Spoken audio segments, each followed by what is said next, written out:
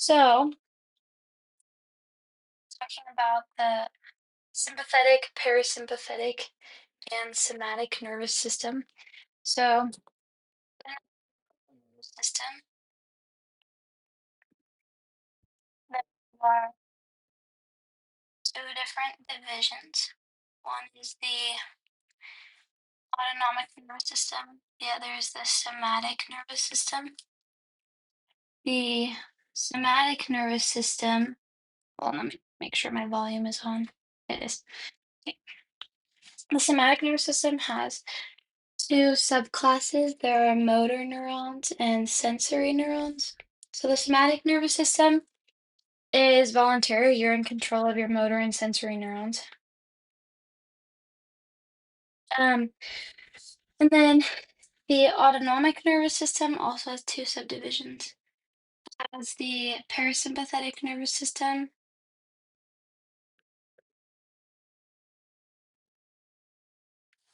which is just the PNS, and then the sympathetic nervous system, which is the SNS.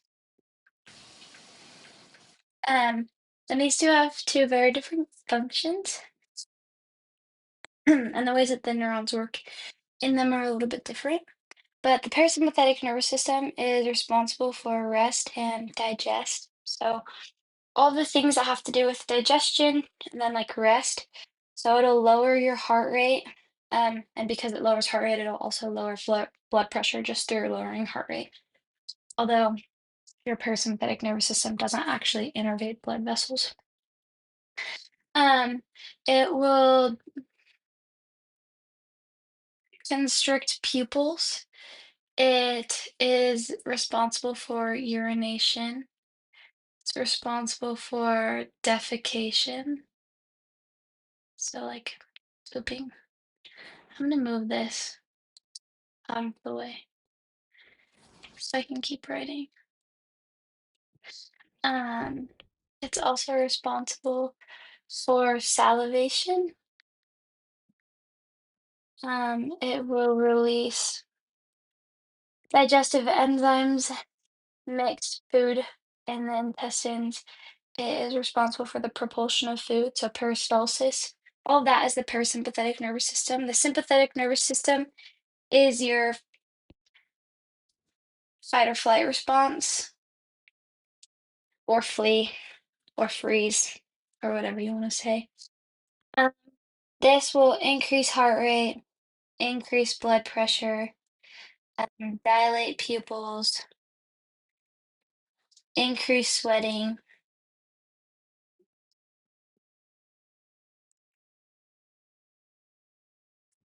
And then anything that the parasympathetic nervous system does, the sympathetic nervous system counteracts. So it'll decrease urination, decrease defecation, decrease salivation, decrease digestion. Um, the sympathetic nervous system originates from the thoracic and lumbar region. So it's like the T1 to L2 vertebrae. And the parasympathetic region originates from the cranial sacral region. So the cranial region of your spine and then the sacral region of your spine. So the very top of your spine and the bottom of your spine is where the parasympathetic region or the parasympathetic nerves come off of. But the important nerve that we talk about 75% of your parasympathetic nerves um, or neurons run through the vagus nerve, which is cranial nerve 10.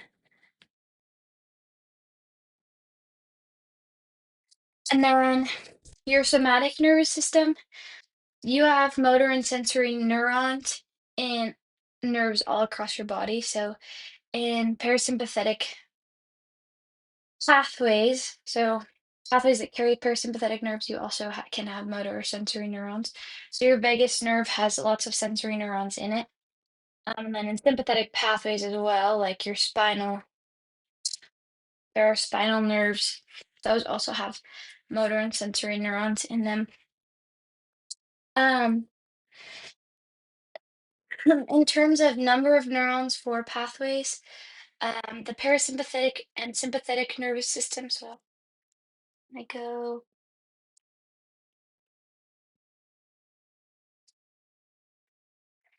the parasympathetic nervous system and sympathetic nervous system have similar pathways.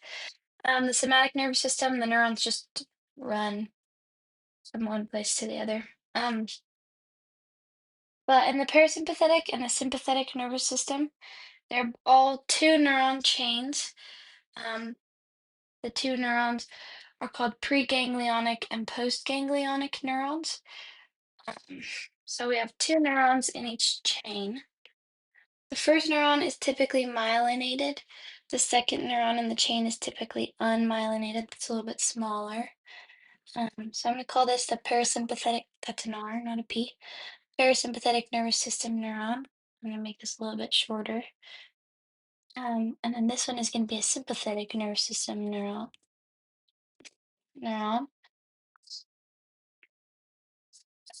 longer. Um, so the preganglionic neurons would be these first ones. So this is preganglionic. And a ganglion is just a bundle of nerves where the preganglionic and postganglionic nerves synapse. So for the sympathetic nervous system, the common ganglions are the chain ganglia, which are in the spinal cord. Um, and in the chain ganglia, um, two different pathways synapse. So things that are going to blood and skin synapse, and then things that are traveling to the organs above the diaphragm, they synapse in the chain ganglia. And then if their final destination, if the target cell, so if we put a target cell right here, and the target cell could be um, cardiac muscle, it could be smooth muscle, or it could be glands. For either of these, the target cell will be the same for parasympathetic and sympathetic nervous system. For the sympathetic nervous system, if the target isn't blood or skin, blood,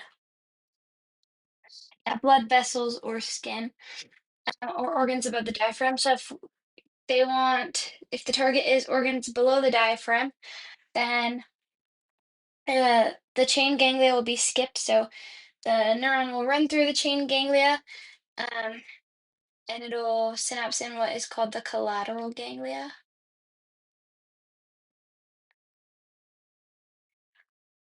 And this makes what's called a splanchnic nerve.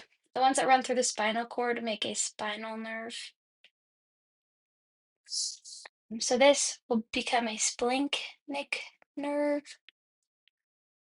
And they run to organs below the diaphragm.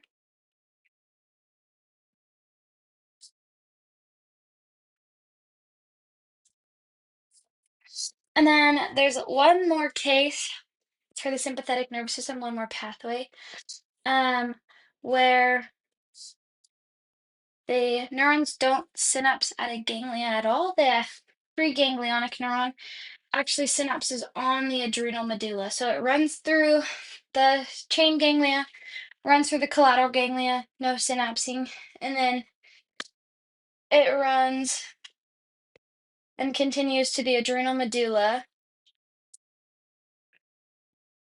And I'm just going to draw this pathway because it's a little bit easier to just draw it. So if we have the adrenal medulla right here and we have a target cell, then it just synapses straight onto the target cell, and then that target cell acts as the postganglionic neuron then. And that target cell in the adrenal medulla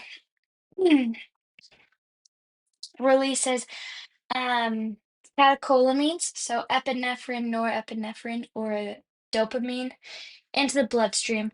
And that is like your equivalent of your postganglionic neuron in that pathway. It's just a little bit different. In parasympathetic pathways, the preganglionic neuron and the postganglionic neuron is just one pathway. There isn't specific ganglions that we name because the ganglions are kind of all over. Because in the parasympathetic nervous system, the preganglionic neurons are a lot longer than in the sympathetic nervous system. The postganglionic neurons are really short. They're like basically your preganglionic neuron runs almost all the way to the target cell. And then you have a super, super short postganglionic neuron that just rains neurotransmitters onto the target cell after synapsing with the preganglionic neurons. So these ones right here are super short. These ones right here are typically longer, especially in comparison to the parasympathetic nervous system. Postganglionic neurons. So the preganglionic neurons and the parasympathetic nervous system are really long compared to the sympathetic nervous system, but the postganglionic neurons are really short compared to the sympathetic nervous system. So this would be postganglionic neuron. Um, and each pathway uses special receptors. So for the parasympathetic nervous system, I'm just going to draw, actually, this diagram is probably fine. They use special receptors. So for the parasympathetic and sympathetic nervous system, the preganglionic neurons release acetylcholine. And acetylcholine binds to a receptor on the postganglionic neuron. Is called an N2 receptor. It stands for nicotinic 2. And the nicotinic 2 receptors are cation channel opening receptors. So it opens cation channels. So what happens is this opens cation channels,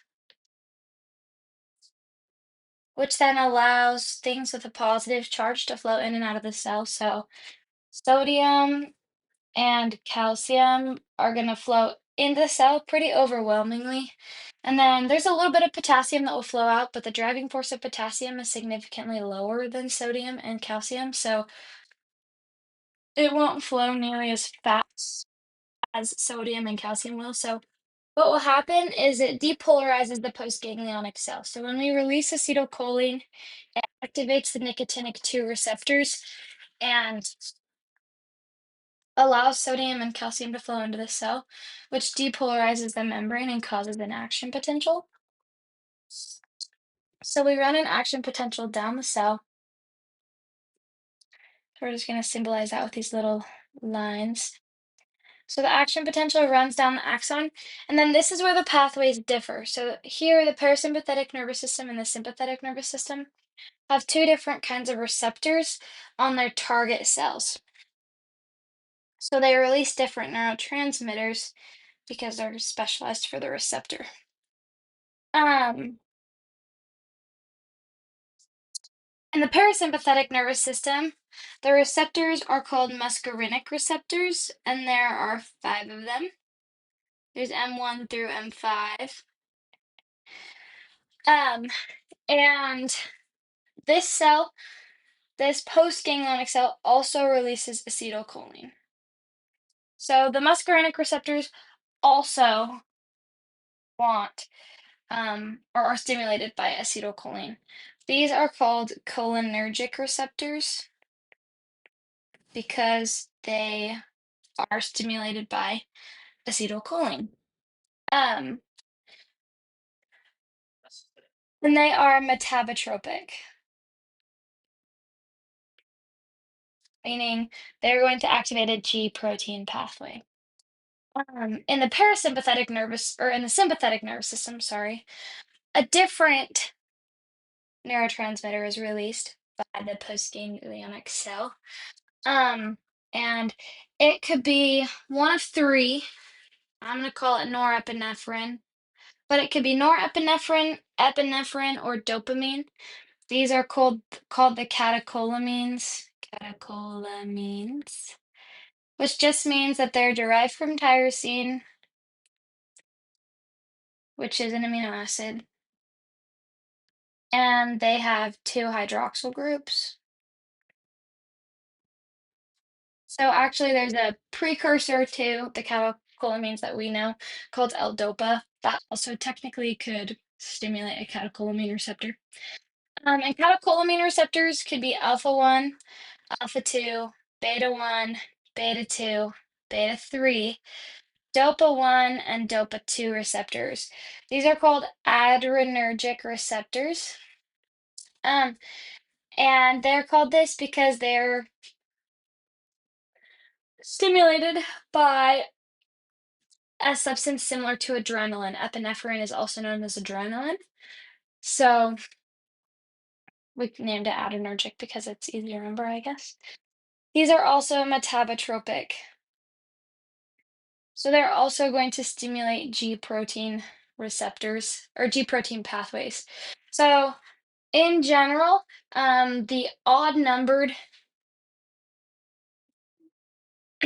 receptors. So odd numbered receptors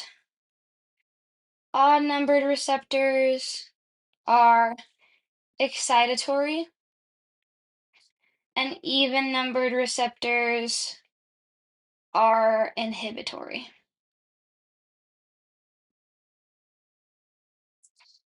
Um, this is important because as we start to decide what effect like a drug would have on an organ, if we don't know the number that the receptor is or what receptor we have on that organ, or if we do know, we can know if it's going to be excitatory or inhibitory, or what would happen if we inhibit that receptor. Um, there is an exception in the sympathetic nervous system, so I'm going to draw like down lower. Another example of the sympathetic nervous system where the pathway changes. So you still have the preganglionic neuron, and it still releases acetylcholine. This is still a nicotinic 2 receptor. It still releases an action potential down the neuron. Then the terminal end of the postganglionic neuron,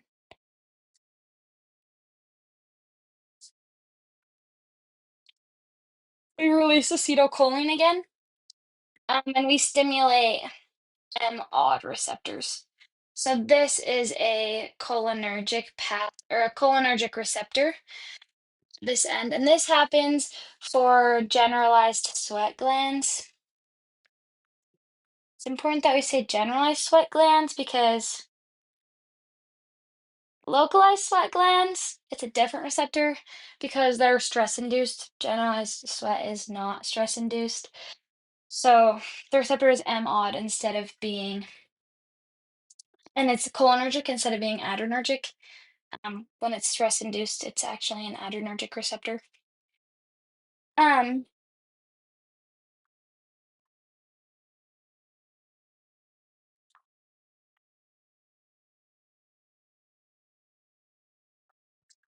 so that's what happens there. For each type of receptor, so there's dopa 1, beta 1, beta 2, beta 3. These increase cyclic AMP production. So when you bind to these receptors, the second messenger in the G protein pathway is cyclic AMP, and it will increase the amount of cyclic AMP in the pathway. Um, if we have alpha 2, M2, M4, or D2, which are generally inhibitory, we're going to decrease the cyclic AMP, which this actually should be lowercase, because those are generally inhibitory. So when we stimulate those, we have an inhibitory effect on the pathway. And then lastly, if you stimulate alpha 1, M1, M3, or M5, you release the second messenger is called IP3. And IP3 causes calcium to flow into the cell. Um, and when calcium flows into the cell, it depolarizes the membrane and allows for action potentials to happen. So, in particular, these allow for the contraction of muscle. mus- because calcium is flowing into the cell when they're stimulated and we're contracting muscles. So when skeletal muscle contracts, typically is the mechanism. One thing that's important to note is that beta 2, although it's increasing cyclic AMP, beta 2 is still inhibitory. So beta 2, we're increasing cyclic AMP, but odds are generally, or evens are generally inhibitory, and beta 2 is still inhibitory, which is why we stimulate beta 2 to like make it so people can breathe better because beta 2 is the receptor on our lungs. So if somebody is having an allergic reaction, beta 2 is our receptor on our lungs for our sympathetic nervous system. And if we stimulate beta 2, it causes the relaxation. I can't spell, but hopefully that's right. Of constricted bronchioles because if our sympathetic or parasympathetic nervous system is running really, really high, those will be constricted. Then if we stimulate beta 2 receptors using epinephrine, norepinephrine, dopamine, we will relax the bronchioles. Another thing that's important to note is that beta 2 is generally stimulated best by epinephrine, which is why when somebody's having an allergic reaction, we administer epinephrine through an EpiPen instead of using norepinephrine or dopamine. So beta 2 has a high affinity or it responds best to epi. Alpha 1, which is also adrenergic, responds best to norepinephrine. So that's just two kind of like interesting cases where the receptors are a little bit specific about um, which neurotransmitter they like best, but they'll respond to any of them. They just have a better affinity for one versus the other. But yeah, let me make sure I answered all the questions. So,